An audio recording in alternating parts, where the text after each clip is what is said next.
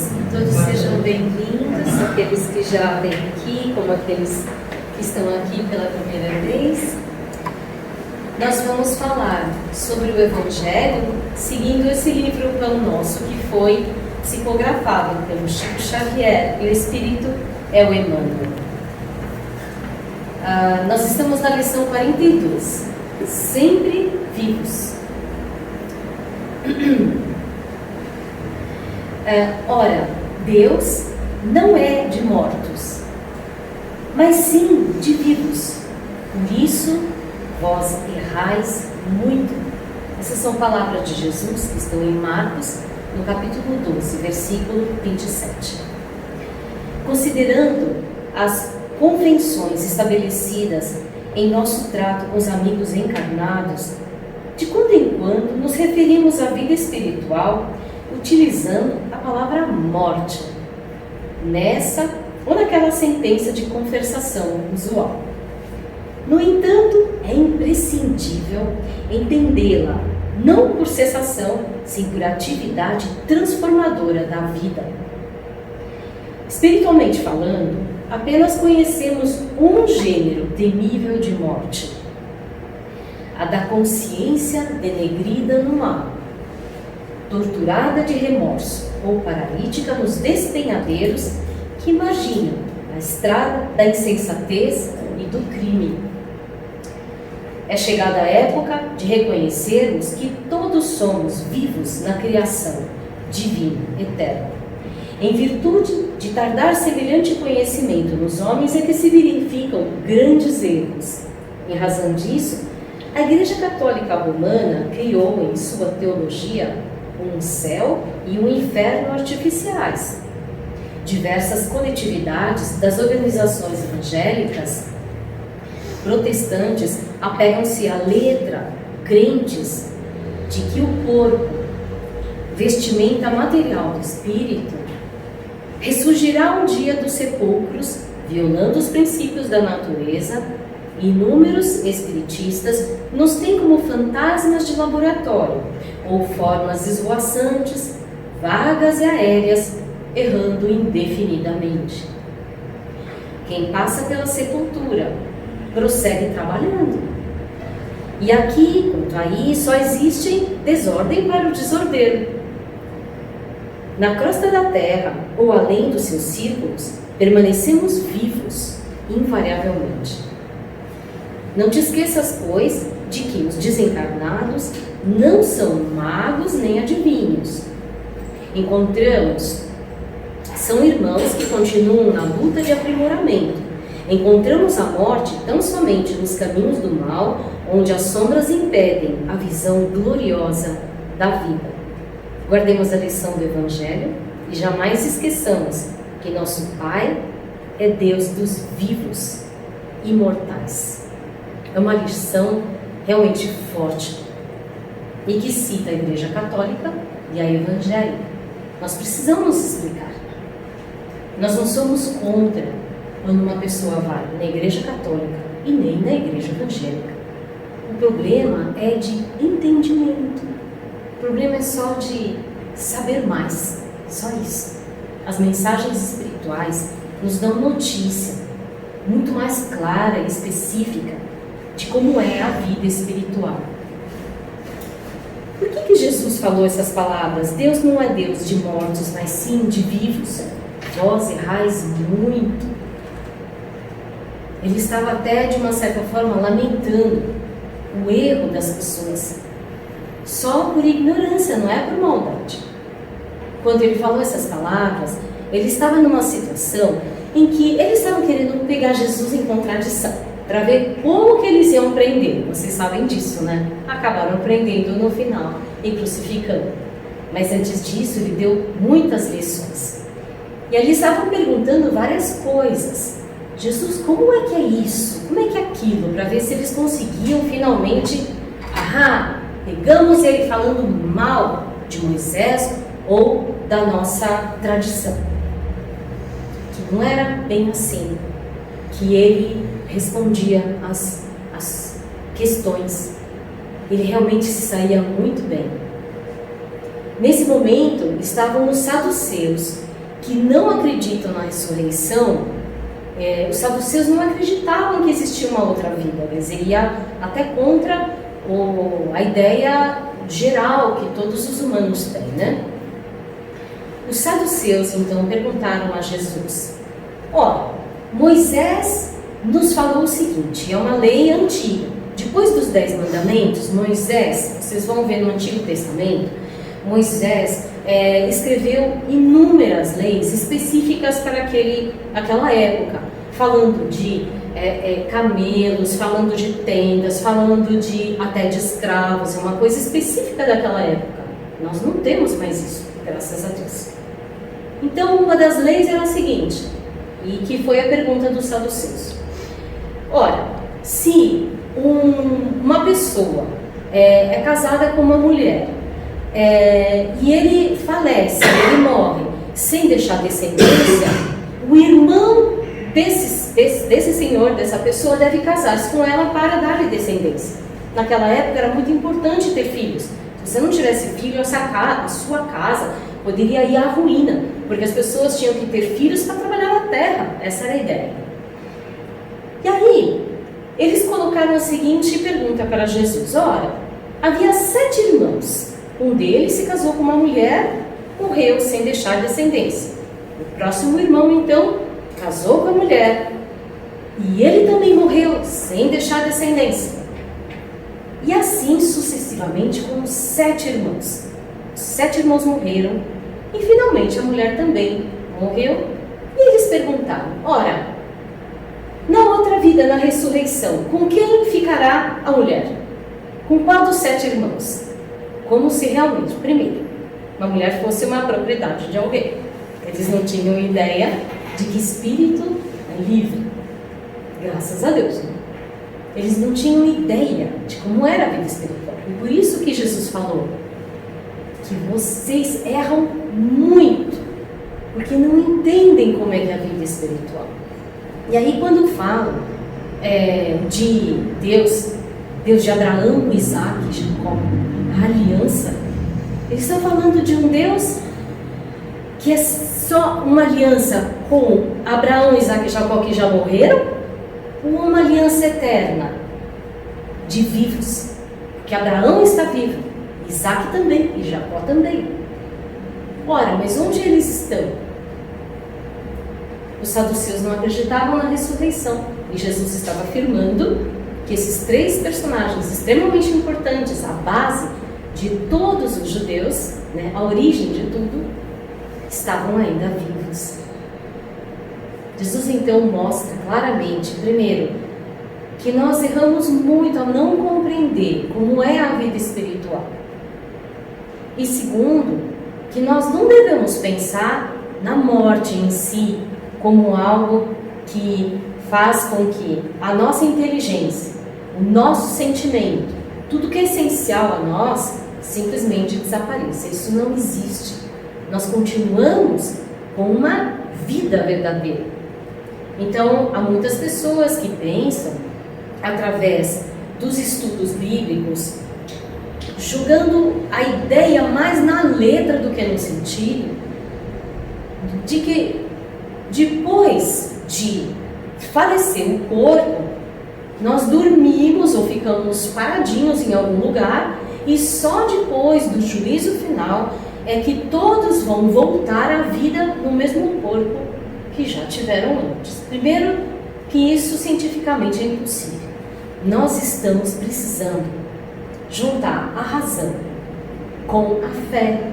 Não estamos mais na época de simplesmente acreditar sem ter lógica, porque senão nós no fundo não vamos acreditar. E essa que é a realidade. Sem ter lógica, não dá para ter uma fé profunda. As raízes profundas, como Allan Kardec falava, estão quando a razão e a fé estão juntas. Você vê lógica naquilo e assim, nossa, então, isso deve mesmo acontecer. Mas é aí que as coisas ficam bacanas, aí que elas ficam muito mais interessantes. Porque senão nós separamos tanto a nossa ideia e sentimento de fé da nossa parte de razão, que que quando nós entramos na parte de fé, temos que esquecer totalmente a razão. Pensar que Adão e Eva foram o primeiro homem e a primeira mulher, só porque de uma certa forma está escrito na Bíblia. Nós temos que entender como que foi escrita a Bíblia. Não vamos jogar fora a Bíblia, não é. Mas tem uma lógica de por que as coisas foram escritas assim. A cada momento da humanidade tem um tipo de entendimento. Na época de Jesus, ele não podia explicar para as pessoas todos os detalhes da vida espiritual que nós podemos saber agora se formos buscar as fontes originais, as mensagens que são confiáveis. Por que Allan Kardec é confiável, por exemplo? Quando nós temos toda a origem das mensagens espirituais que foram analisadas criteriosamente, imagina, mais de 3.000, não sei quantas, mas muitas mensagens que falam sobre o mesmo assunto e coincidentes de centros diferentes, nós podemos dizer, isso daí tem razão, isso daí realmente é lógico. E quando nós vemos uma costura lógica em todas essas mensagens, nós podemos afirmar com certeza algumas coisas muito certas. A primeira delas, que está no Livro dos Espíritos, que nós não paramos de repetir. Deus é o Criador de todas as coisas. Ele existe sim, está presente, e Ele é um ser, digamos assim, não é uma pessoa, claro, não poderia ser, mas é um ser que abrange todo o universo, que hoje em dia nós sabemos a diferença entre Terra e universo. Na época de Jesus, falasse de universo, era a mesma coisa que a Terra que eles estavam, eles não tinham noção. Agora nós sabemos que o universo é algo imensamente infinito. Deus não pode se parecer com uma pessoa. Obviamente que não tem a mente de uma pessoa. Mas é uma inteligência suprema, as coisas estão organizadas. E aí, as coisas têm lógica, a nossa vida também tem que ter lógica. Vamos nos aprofundar um pouco mais nas mensagens que foram trazidas pelos Espíritos para tentar entender melhor como é a vida espiritual. Na época de Jesus, como agora, os Espíritos são livres. Mesmo que na Terra, por exemplo, as mulheres estavam submetidas aos homens, mas na vida espiritual não, sempre foi assim, nunca mudou. Na época de Jesus existia escravidão, muito sofrimento e trabalhos pesadíssimos. Na vida espiritual, não, também não mudou. Essa vida espiritual é uma vida especial, é uma vida que ela foi, digamos, podemos dizer, inventada por Deus de uma forma perfeita. Assim, a imperfeição está conosco. Há muitas pessoas que falam assim, não, Deus não pode existir, porque se existisse, a nossa vida não teria tantas imperfeições, não teria tanto sofrimento na Terra. Só que quando nós olhamos, ou uma criança, ou até um animalzinho que está aprendendo a sobreviver, ele tem que procurar comida, tem que caçar, ou tem que comer, por exemplo, no caso de um cavalo, tem que comer o pasto e tem que fugir de um predador. Isso inclui sofrimento. Quando nós passamos por algum aprendizado novo, isso inclui uma certa angústia. Quem não sentiu angústia fala assim, não, eu estou aprendendo isso, é muito legal aprender, só que a hora da prova, e se eu não souber? E se eu não passar?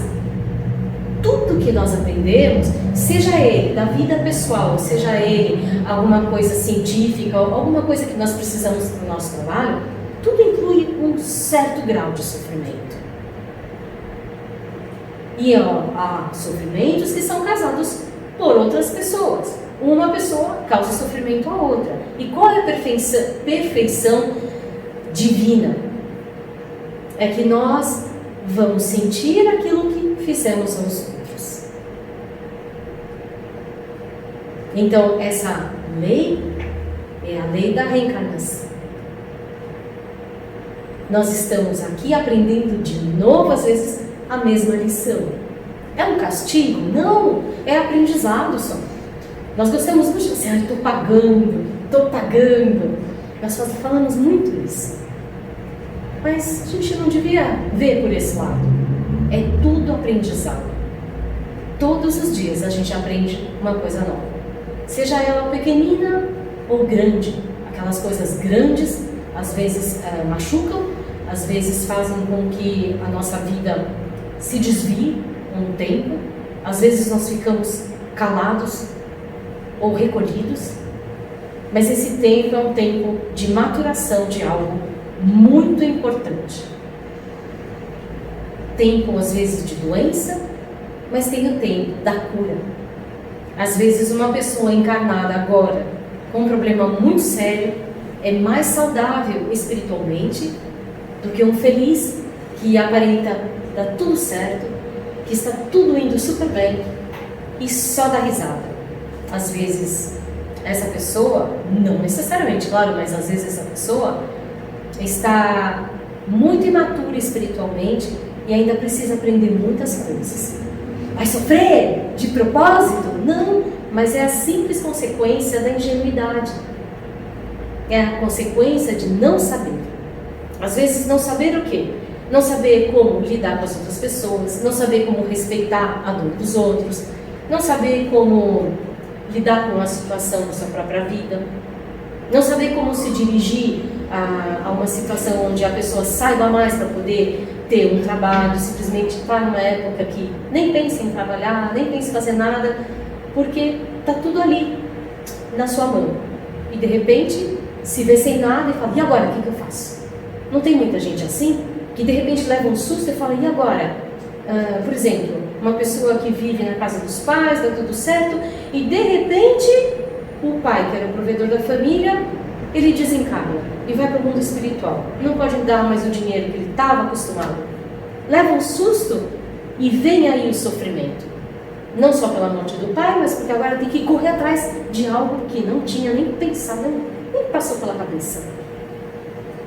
Tudo isso, então, são dificuldades que nós passamos para poder aprender. E o desencarne? Como é que é? Nós temos muito que aprender sobre o desencarne. Primeiro, para não ficarmos desesperados quando alguém do nosso coração desencarna. Porque quando isso acontece, não é um castigo em si, não. A pessoa já estava com a sua trajetória para ser finalizada. Isso não é o acaso. Então não é um castigo. Mas o que acontece? Nós às vezes ficamos sim desesperados se não vemos algo além. Se não sabemos com certeza que essa pessoa está viva. Isso é vida. A mesma inteligência, o mesmo sentimento. E às vezes até muito mais, porque as mensagens espirituais nos mostram que o espírito é muito mais rápido em inteligência e o seu sentimento abrange muito mais. Nós estamos aqui encarnados com uma espécie de névoa na frente dos nossos olhos. Nós não vemos o mundo, estamos limitados. E quando desencarnamos, nós nos libertamos dessas limitações, dessa falta de visão. Principalmente se estamos tentando, porque sempre nós tentamos, não somos bons ainda, nós tentamos ser bons, nós temos essa liberdade ao desencarnar. Enquanto que aquela pessoa que está muito centrada em si mesma, ainda muito egoísta, pensando só em fazer mal, ao desencarnar, ela não tem essa visão ampliada. Pelo contrário, ela tem a visão, como aqui fala no texto, que parece que acabou. A sensação é que não continua. A verdade é que ela continua aprendendo. Não tem ninguém que morre de verdade. Nem o pior ser, nem a pessoa que mais se aferra ao mal, não termina. Sempre vai aprender. Aí volta, às vezes com limitações físicas maiores, enfim, só para aprender. E às vezes a pessoa tem uma melhora muito rápida, porque simplesmente percebeu. Sabe quando você está olhando para alguma coisa, ou só para dentro de si mesmo, só querendo coisas para si, de repente alguém faz assim, zut, olha para lá. De repente a pessoa muda muito. Começa a perceber os outros, começa a perceber que não pode se cuidar, tratar as pessoas daquela forma. E essa mudança, então, é gravada no seu coração e na sua mente espirituais. E a pessoa começa a trilhar o caminho do bem. Bom, nesse momento que estamos aqui, nessa conversa sobre o mundo espiritual, vamos nos lembrando das pessoas que se foram, que nós gostamos tanto, mandando para elas um grande abraço, com certeza de que elas estão vivas e muito vivas, e que o sentimento delas por nós continua tão ou maior do que era. Tantas pessoas, todos nós temos. E é muito bonito nós vermos que essa comunicação de mente a mente, de uma forma sutil, sempre pode ocorrer. Se nós não recebemos, às vezes, uma mensagem escrita com todos os detalhes, como Chico Xavier mandava, não tem importância. A essência é o sentimento que nós temos por eles, e eles continuam tendo por nós, e estão torcendo para que nós entremos na vida boa, na vida viva. Porque nós podemos pensar que quem pensa muito na morte como algo que acaba, também está morrendo um pouquinho aqui nessa vida. Porque não vê futuro. Se nós vemos futuro, estamos sempre com a esperança do nosso lado, sempre olhando para cima e sempre muito mais ligadas a Jesus, que nos leva ao Pai Criador de todo o universo. Estudando Allan Kardec também, nós vamos descobrir quem é Jesus, quem é essa pessoa tão especial, um irmão maior nosso. Não é exatamente Deus, mas é tão grande, tão maior que nós. Tem uma evolução tão acima da nossa, que é por isso que quando ele encarnou, ele tinha tanto poder de olhar nos olhos de alguém e já saber quem era essa pessoa espiritualmente falando. Não tinha a névoa que eu falei que nós temos quando encarnados. Ele tinha um olhar que penetrava a verdade mesmo. Muita paz a todos, que tenham uma ótima semana. Graças a Deus. Pai nosso, que estás nos céus, santificado seja o teu nome. Venha o teu reino. Seja feita a tua vontade, assim na terra como no céu. O pão nosso de cada dia nos dá hoje. E perdoa-nos as nossas dívidas, assim como nós perdoamos aos nossos devedores. E não nos induza à tentação, mas livra-nos do mal. Porque teu é o reino, e o poder, e a glória para sempre.